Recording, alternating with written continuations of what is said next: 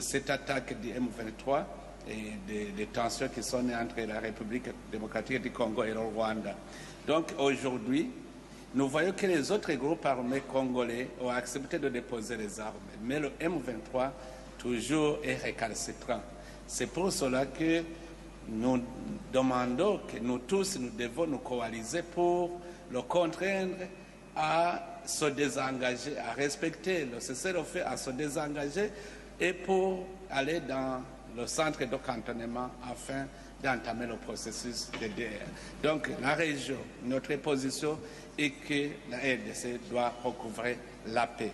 Et maintenant, nous préparons un sommet d'évaluation de la mise en œuvre des recommandations du sommet de la fois passée qui s'est tenu à Bujumbura et au Congolais de ces efforts.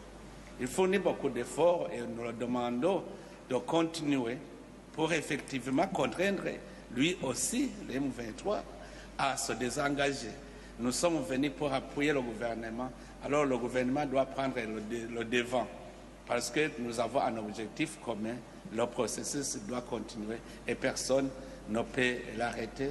C'est pour cela que le sommet, j'espère bien le sommet, va décider ce qu'il faut faire pour pousser le M23 à se désengager et aller dans le centre de cantonnement afin d'entamer ce processus de démobilisation et réinsertion. Merci. Merci. Oui. Monsieur le Président, oui, il y a une question qui vous était adressée. Bien sûr. À mon tour, permettez-moi d'abord de souhaiter la bienvenue,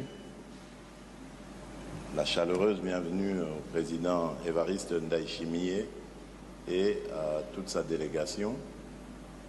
C'est toujours un bonheur de le recevoir sur la terre de nos ancêtres et surtout que cette fois-ci, il vient avec plusieurs casquettes dont les principales sont la présidence en exercice qu'il a pour le moment de notre communauté.